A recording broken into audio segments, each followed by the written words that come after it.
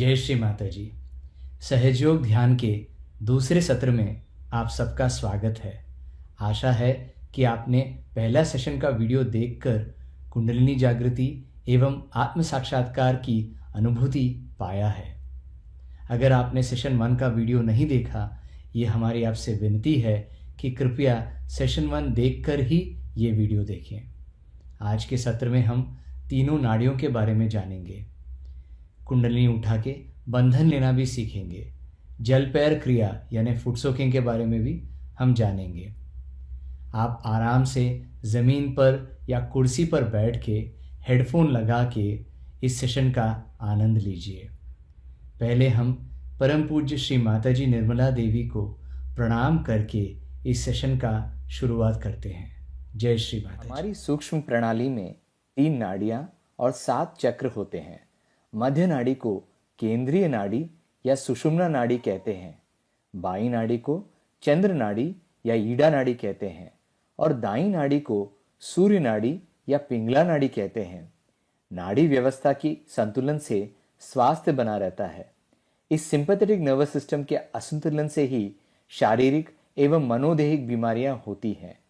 ईड़ा नाड़ी हमारे भावनात्मक संतुलन के लिए जिम्मेदार है। जिनमें बाई नाड़ी का अत्यधिक प्रभाव होता है वह तामसी, आलसी, स्वयं पर तरस खाने वाले तथा दूसरों के प्रभुत्व के सम्मुख झुकने वाले बन जाते हैं। हमेशा अतीत या भूतकाल के बारे में सोचते रहते हैं। कल की बात हो या 2 साल या 15 साल पहले की बात हो, इंसान हमेशा गत स्मृतियों में लीन रहता है। ऐसे क्यों हो गया, मेरे साथ ही ऐसे क्यों होता है, ऐसे सोचते हुए इंसान आत्म न्यूनता की भावनाओं में लुप्त हो जाता है। सुस्ती, आलस्य, निद्रालुता, अकेलापन, भय और चिंता, कार्य करने के लिए अप्रेरित होना, उदासीनता, रूमानी महसूस करना, डिप्रेशन, निराशा, दमन सहना, वर्चस्व खोना, अत्यधिक नकारात्मक भावनाओं से भावुक होना, ये सब बाई नाड़ी के असंतुलन के संकेत हैं। मनोदेहिक रोग अत्यधिक बाएं चैनल के कारण होते हैं। एंजाइना, निम्न रक्तचाप, लो ब्लड प्रेशर, दिल का दौरा जैसे रोग, आलसी अंगों के कारण भी विविध प्रकार के रोग हो सकते हैं। मांसपेशियों की कमजोरी, पोलियो, क्षय रोग, विषाणु संक्रमण, वायरल इन्फेक्शंस, कोरोना कोविड-19 वायरस भी ईड़ा नाड़ी के असंतुलन जिसमें ज्यादा है उन्हीं को हानि पहुंचाता है। स्किज़ोफ्रेनिया और विविध प्रकार के मानसिक विकार, डिप्रेशन, आत्मग्लानि और आत्महत्या के विचार भी बढ़ जाते हैं। सुस्त जिगर, lethargic liver, multiple sclerosis, spondylosis, sciatica और अन्य रोग भी होते हैं। इस नाड़ी को संतुलित करने से इन सब बीमारियों का समाधान मिलता है। ईड़ा नाड़ी अपनी इच्छा शक्ति का प्रतीक है। आत्म साक्षात्कार एवं आध्यात्मिक उन्नति शुद्ध इच्छा है। सहजयोग ध्यान से इस शुद्ध इच्छा की जागृति होती है। पृथ्वी तत्व पूरे बाईं ओर को और प्रथम चक्र मूलाधार को भी सहायता करती है। जमीन या घास पर बैठे बाएं हाथ की हथेली गोदी में श्री माता जी की तरफ रखकर दाहिनी हथेली को पृथ्वी पर रखें। अग्नि तत्व पूरे बाईं ओर विशेषकर दूसरे चक्र स्वादिष्टान की भी सहायता करता है। ध्यान में बैठकर बाएं हाथ को एक मोमबत्ती की ओर रख सकते हैं। सुबह की सूरज की किरणों को सिर के पीछे वाले हिस्से में पड़ने दें। ईड़ा नाड़ी के संतुलन के लिए अधिक प्रोटीन लें। ठंडे और जंक फूड न लें। सभी तरह के व्यसनों और आदतों से बचें।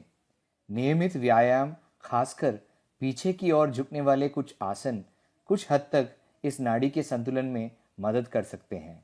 चलना और कार्यशील होना या किसी रचनात्मक कला का अभ्यास करना भी ईड़ा नाड़ी को कार्यान्वित करते हैं।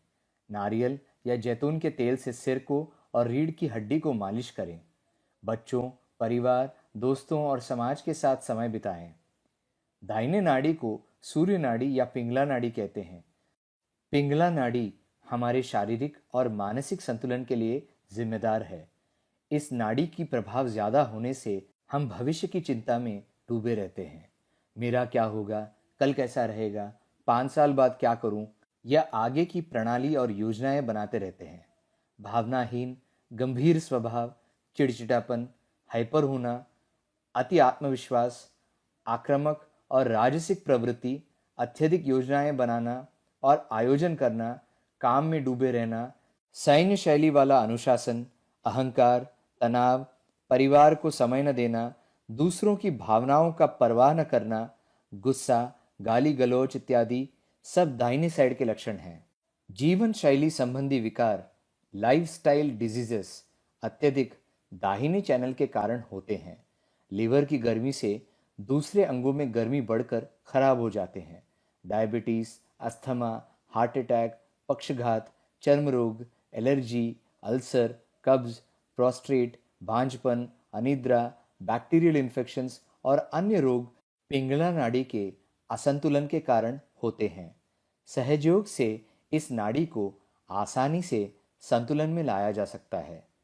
आकाश में अदृश्य रहने वाले ईथर तत्व दाहिने भाग की गर्मी को खींच लेता है।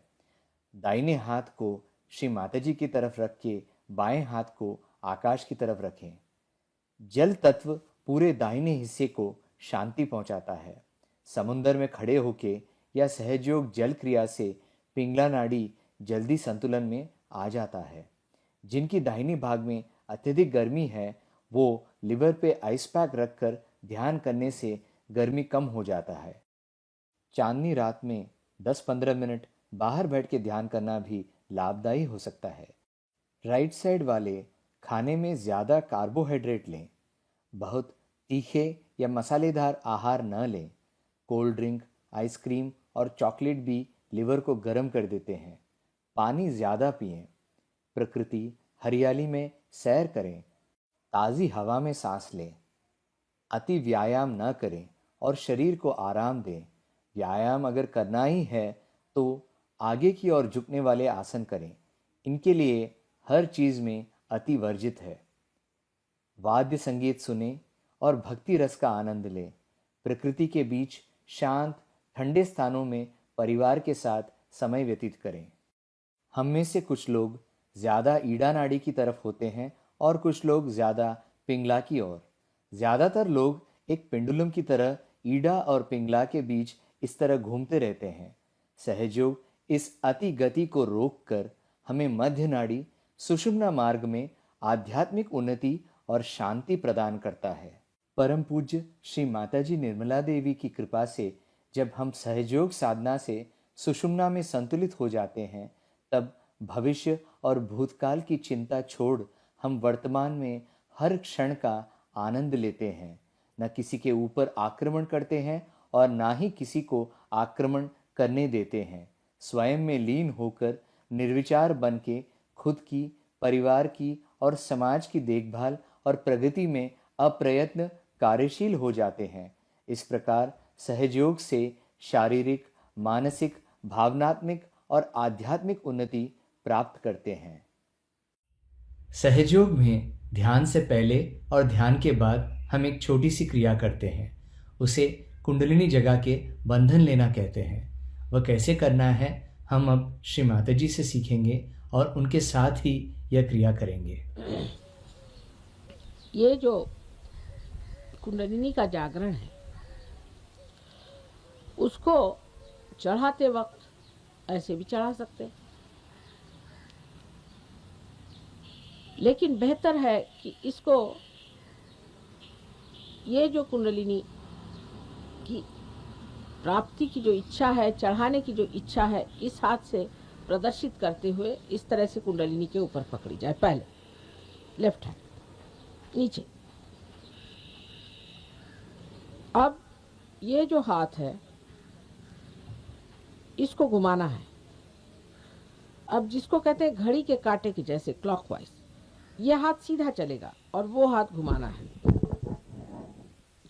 उसके लिए आप देखिए कि इस तरह से बिल्कुल ध्यानपूर्वक लेफ्ट हैंड को देखिए और कंधे ढीले छोड़ करके इसको ऐसे ऐसे ऊपर हाथ की ओर देखते रहे और हाथ ऊपर तक ले जाए और फिर ऊपर ले जा करके उसको 1-2 बार अच्छे से घुमा के बांध दें।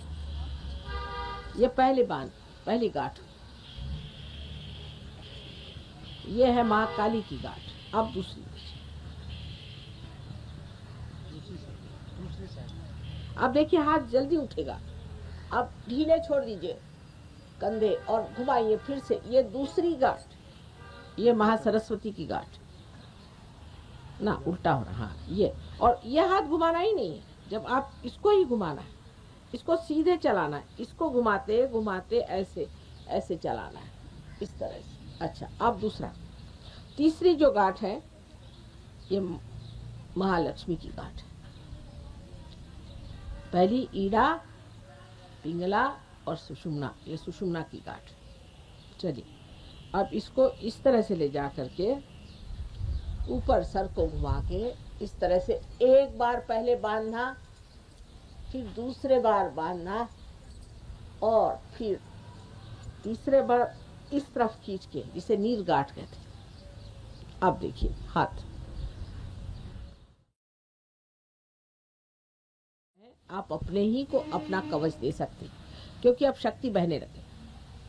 अब आप जो मैंने आपसे कल कहा था कि जो आपका बायां हाथ है, माने लेफ्ट हैंड जो है, उसको आप फोटो की ओर करें, क्योंकि ये आपकी इच्छा शक्ति, समझे ना, इच्छा शक्ति। और राइट हैंड जो है दाहिना हाथ, उसको आप सर पे से पूरा उठा कर, पूरा यहाँ से उठा, जैसे आप बैठे हैं तो समझ लीजिए कि घुटने से ले कर के पूरा संभाल के ऐसे ला के छोड़ दें, और फिर दूसरे बार फिर उठा के ऐसे छोड़। 7 बार अगर आप इस तरह से करें, 2 फिर से करें, 3,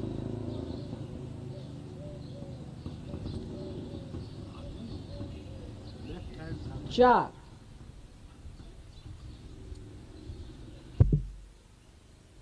और ये 5,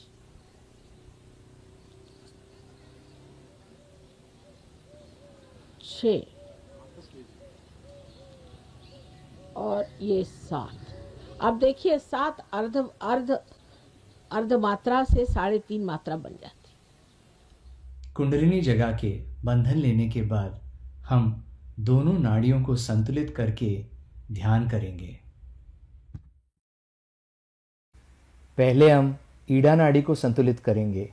बायां हाथ गोदी में रख के दाहिना हाथ को ज़मीन पर रखिए और माँ से प्रार्थना कीजिए, माँ मेरे बाएं नाड़ी तंत्र को स्वच्छ कर दीजिए। आइए आंखें बंद कर लीजिए और चित्त पूरा तालु पे सहस्त्रार पर रख लीजिए। ध्यान के दौरान आपके बाएं हथेली में कैसे महसूस हो रहा है, उस पे भी चित्त रखिए। हथेली के बीचों बीच उंगलियों पर कैसे लग रहा है, ज़रा परखिए। बाएं हथेली में अगर गर्मी लग रही हो या कुछ भारीपन लग रहा हो तो माँ से प्रार्थना कीजिए, माँ इस गर्मी को, इस भारीपन को आप धरती माँ से दूर कर दीजिए। पूर्ण हृदय से माँ से मांगिए।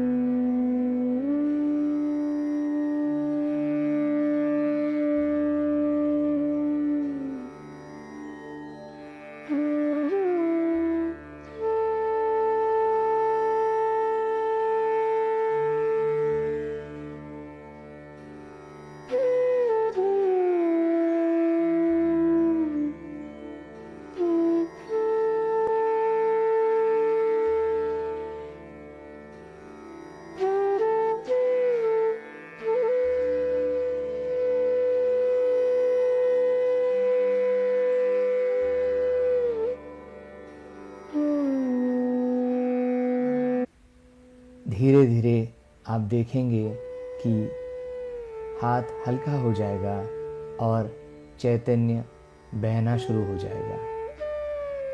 अब हम दाहिने भाग को संतुलित करेंगे। दाहिना हाथ गोदी में, बायां हाथ आकाश की ओर। आंखें बंद, चित्त पूरा तालू पर। माँ से प्रार्थना कीजिए, माँ मेरे दाहिने ओर की असंतुलन को आप आकाश तत्व से निकाल दीजिए। चित्त पूरा तालू पर और साथ ही आपके दाहिने हथेली में कैसे लग रहा है उस पर भी दृष्टि रखिए। हथेली के बीचों बीच उंगलियों पर कैसे लग रहा है देखिए। अगर हाथ में गर्मी या भारीपन लग रहा है तो माँ से प्रार्थना कीजिए, माँ इस गर्मी को, इस भारीपन को आकाश तत्व से निकाल दीजिए।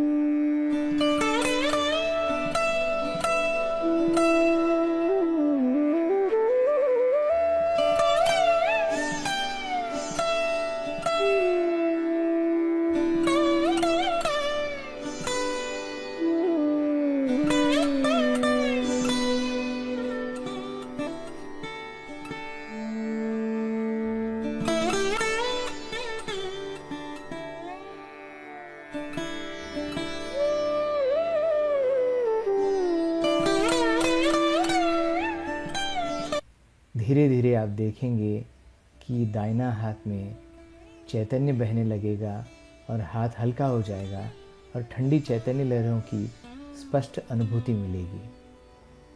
कुछ लोगों को और समय लग सकता है,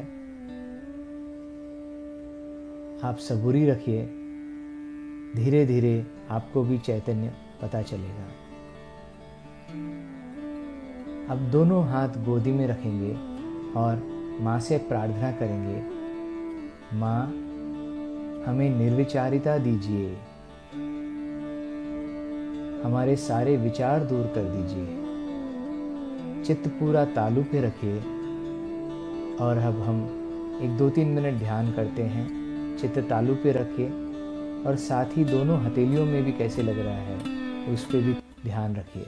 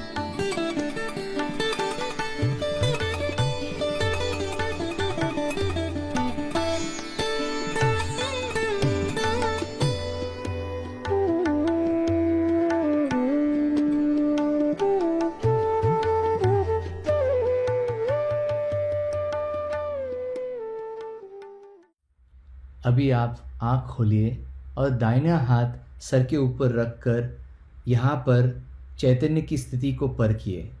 उसके बाद बायां हाथ को ऊपर रख के उससे भी देखिए कैसे लग रहा है आपको। प्रत्येक ध्यान सेशन में आपकी अनुभूति अलग और गहरी होती जाएगी। ध्यान में ही बैठकर चित्त तालु पर सहस्रार चक्र पर रख हम श्री माता जी की अमृतवाणी सुनेंगे। उसके बाद हम जल पैर क्रिया के बारे में जानेंगे।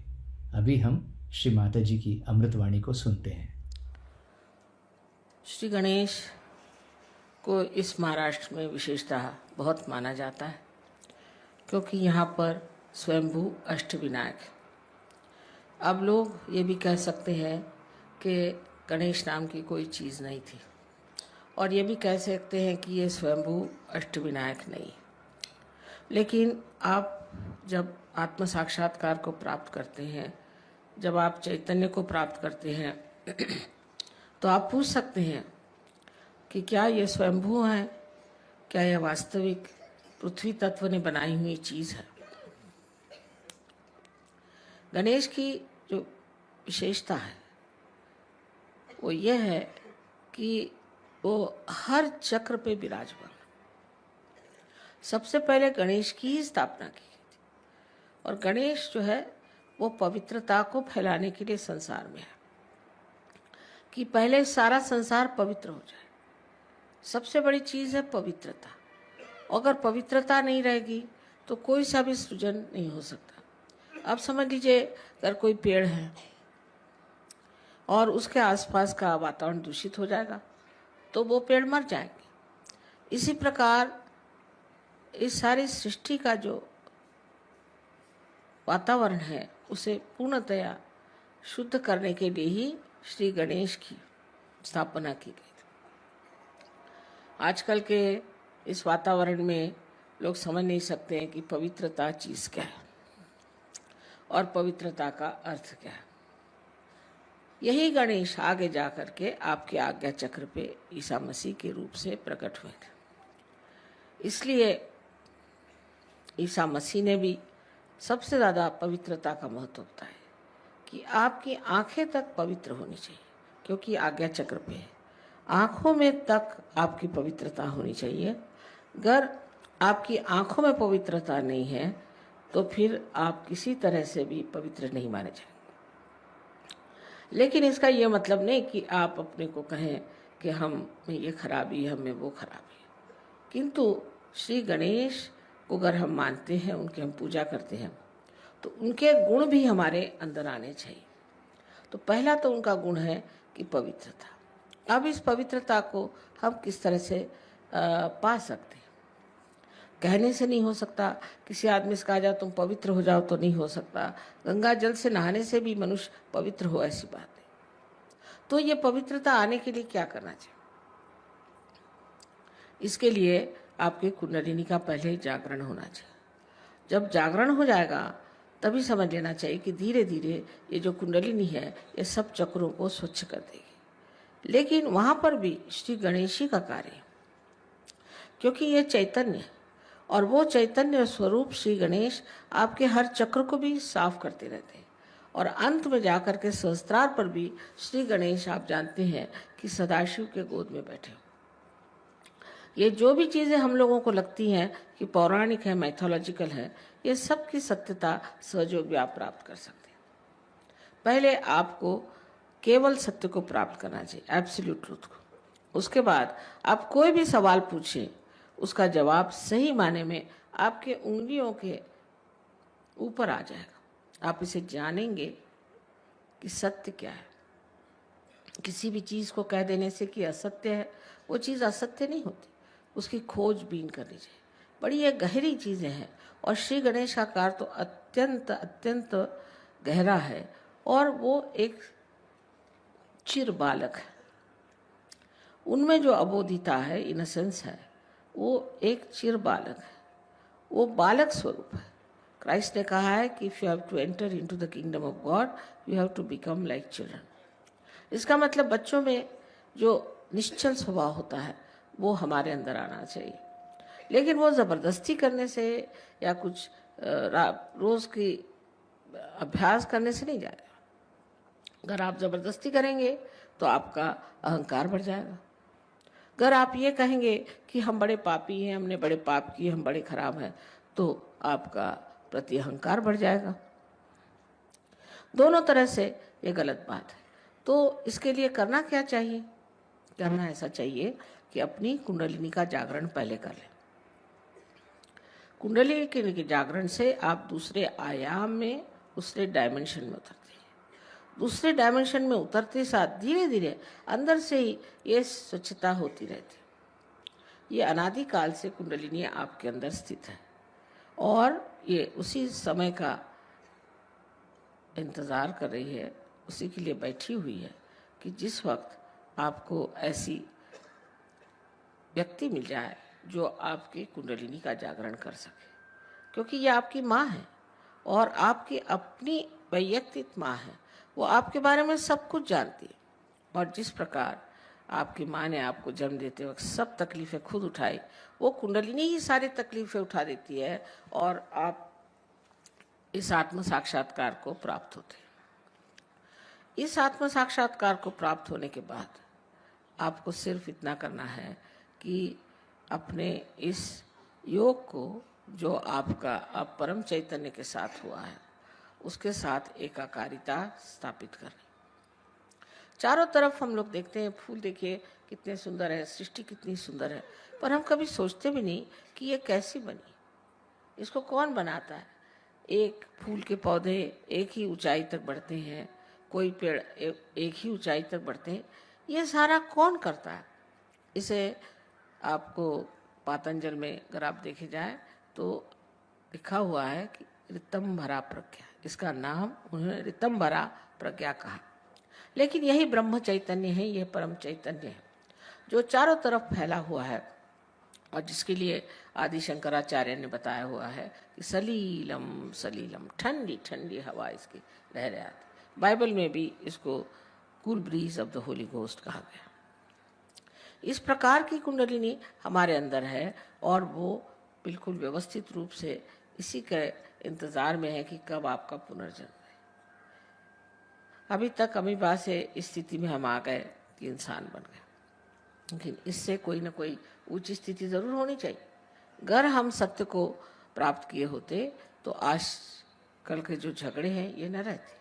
हम सब एक मन से, एक विचार से, एक सत्य के साथ जीते। लेकिन ये जो झगड़े हो रहे हैं इसकी वजह यही है कि हम लोगों ने अभी तक उस केवल सत्य को प्राप्त नहीं किया, और जब तक हम उस सत्य को प्राप्त नहीं करेंगे तब तक उत्क्रांति माने इस एवोल्यूशन की जो चरम सीमा है उसे हमने प्राप्त नहीं किया। उसको प्राप्त किया बगैर हम लोग कभी भी शांति से, सुख से, समाधान से रह नहीं सकते। संसार के जितने भी प्रश्न हैं अधिकतर मनुष्य ने ही खड़े किए हैं। इस मनुष्य के परिवर्तन के लिए श्री गणेश का बहुत कार्य है, बड़ी मेहनत करते हैं। इनके गण हैं इसलिए इनको गणपति कहा जाता है और ये हर समय माँ की सेवा में लगे रहते हैं और हर जगह जहाँ भी ज़रूरत होती है तुरंत दौड़ के जाएंगे और कार्य करते हैं।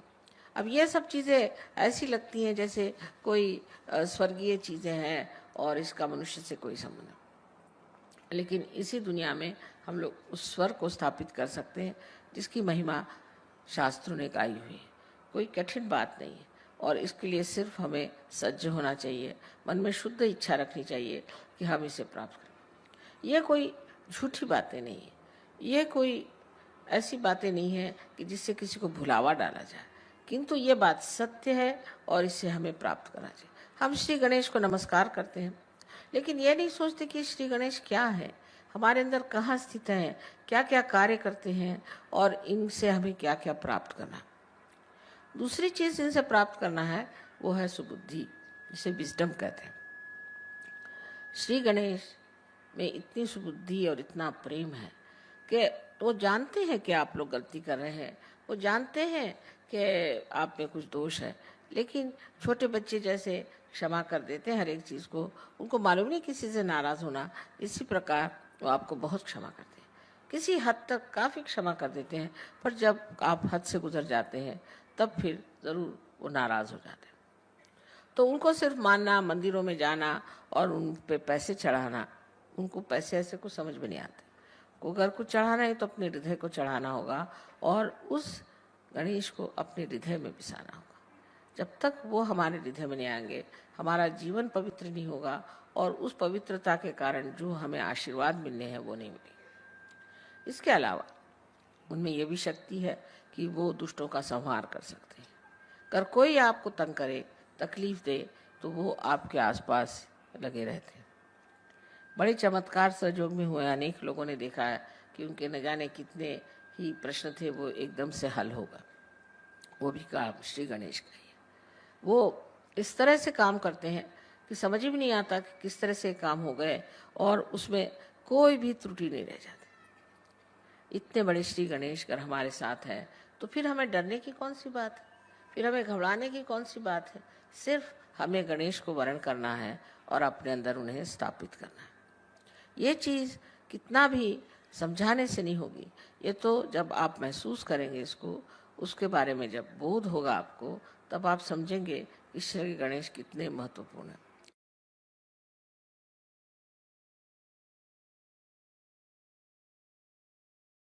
श्री गणेश अपने मूलाधार चक्र पर विराजमान हैं। ध्यान में ही बैठे रहें और आपके अंदर से जो चैतन्य बह रहा है उसका आनंद लीजिए। ध्यान के बाद फिर से एक बार अपनी चैतन्य स्थिति को परखते हैं। सर के ऊपर, दाहिने हाथ सर के ऊपर रखिए। सिर को छूने की ज़रूरत नहीं है। 1-2 इंच ऊपर रख के देखिए यहाँ पे आपको ठंडा या गर्म महसूस हो रहा है क्या। कुछ लोगों को सर के बहुत नज़दीक पता चलेगा, कुछ लोगों को थोड़ी दूरी में। आप ऐसे ऊपर नीचे करते हुए देखिए आपको कहाँ पे क्या महसूस हो रहा है, ठंडा या गर्म। दाहिने हाथ से देखिए, फिर बाएं हाथ से भी देखिए कैसे लग रहा है। हर एक ध्यान सेशन में अनुभूति अलग रहती है। ये अपने अंदर की नाड़ी स्थिति, चक्रों की स्थिति पे आधारित है कि हमको क्या और कैसे महसूस हो रहा है। कुछ लोगों को रीढ़ की हड्डी, स्पाइनल कॉर्ड में भी वाइब्रेशंस पता चलते हैं या कुंडलिनी की गति पता चलती है। कुछ लोगों को एक ही हाथ में पता चलता है, दूसरे हाथ में नहीं पता चलता है। एक हाथ में गर्म रहता है, एक हाथ में ठंडा रहता है, या दोनों हाथ गर्म रहते हैं, या एक हाथ में भारीपन रहता है या दोनों हाथ भारी रहते हैं। अगर संतुलन बराबर रहा अंदर और ध्यान अच्छा हुआ तो हमारा चैतन्य स्थिति बेहतर होगा। दोनों हथेलियों में और सर के ऊपर एकदम ठंडा महसूस होगा, ठंडी चैतन्य लहरी का स्पष्ट एहसास होगा। दिन भर हम सोच विचार और तनावपूर्ण कार्य करते रहते हैं, इसीलिए एक ऐसी तकनीक के बारे में अभी हम आपको बताएंगे जिससे यह तनाव कम होगा और शांति बढ़ेगी। यह क्रिया रात को सोने से पहले आप कर सकते हैं। इसे जल क्रिया, जल पैर क्रिया या फुट सोकिंग कहते हैं। सभी सहयोग के साधक इस क्रिया को कर सकते हैं। खासकर जिन लोगों को एक या दोनों हाथों में गर्मी या भारीपन का एहसास हुआ और विचार भी ज़्यादा आ रहे हैं तो वो लोग इस क्रिया को ज़रूर करें। नमक पानी उपचार पद्धति। श्री माता जी की प्रतिमा के सामने अग्नि तत्व के रूप में एक दीपक या मोमबत्ती प्रज्वलित करनी है। नमक पानी की क्रिया वैसे तो समुद्र के पानी में ही होती है, क्योंकि समुद्र में ही वह शक्ति है जो अपने अंदर सारी गंदगी को समेट लेता है। परंतु सभी के लिए यह उपलब्धता नहीं होती। इसलिए श्री माता जी ने हमारे घर में ही समुद्र की शक्ति का उपयोग करने की विधि बताई है। अब इस क्रिया की सामग्री देखेंगे। एक टब जिसमें हमारे पैर का टखना पूरा डूबे उतना पानी, साथ में एक पानी से भरा हुआ पात्र, पैर पोंछने के लिए एक कपड़ा तथा खड़ा नमक। इस खड़े नमक को 3 मुट्ठी भरकर पानी में अच्छी तरह से मिलाना है।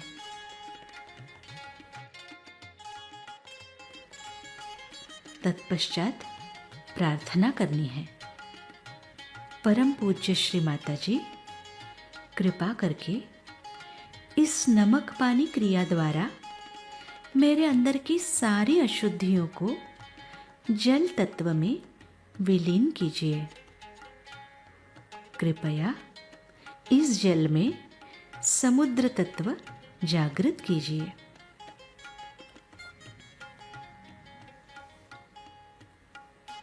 अब हमें दोनों पैर टब में रखने हैं।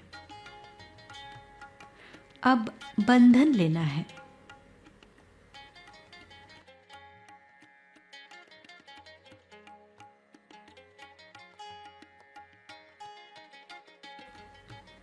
अभी हम दोनों नाड़ियों को संतुलित करेंगे।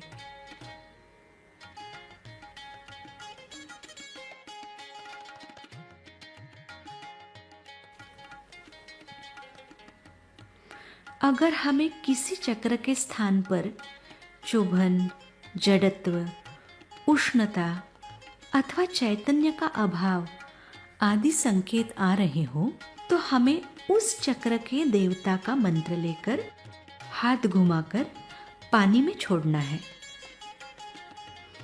इसके पश्चात अपने दोनों हाथ श्री माता जी के समक्ष रखकर अपना चित्त सहस्रार पर रखना है।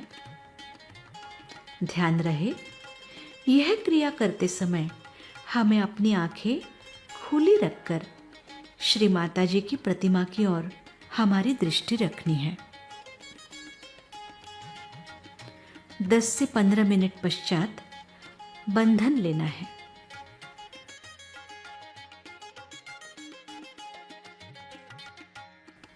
अब टब से अपने पैरों को ऊपर उठाकर साथ में रखे हुए शुद्ध पानी से अपने पैरों को टब में ही साफ करना है और कपड़े से पोंछ लेना है। इस पानी को शौचालय के अंदर डालना है। ध्यान रहे, इस अशुद्ध पानी को हाथ नहीं लगाना है। दोबारा श्री माता जी के समक्ष बैठकर और अब अपनी आंखें बंद रखकर ध्यान करना है तथा अपने दोनों हाथों पर चक्रों के स्थान पर परम चैतन्य का अनुभव करना है। नमक पानी क्रिया रात को सोने से पहले अवश्य करनी चाहिए। अपनी स्थिति में जल्द से जल्द सुधार लाने के लिए यह क्रिया सुबह 4 बजे से रात को 12 बजे के बीच कितनी ही बार कर सकते हैं। जय श्री माता जी। प्रतिदिन आप सुबह का ध्यान और शाम की जल क्रिया ज़रूर करें। हर ध्यान सेशन के बाद आप देखिए कि आपकी चैतन्य स्थिति कैसा है। सेशन 3 का वीडियो ज़रूर देखें। इसमें हम पहले के 3 चक्र मूलाधार, स्वादिष्ठान और नाभि चक्रों के बारे में बताएंगे और भवसागर और गुरु तत्व के बारे में भी हम बताएंगे। अगले सेशन में फिर मिलेंगे। जय श्री माता जी। आपके कोई भी सवाल हों तो आप इस नंबर पे संपर्क कर सकते हैं, ईमेल भी भेज सकते हैं या नीचे कमेंट भी दे सकते हैं। सहयोग के बारे में और जानकारी के लिए सहयोगा mumbai.org या सहयोगा.org वेबसाइट देख सकते हैं।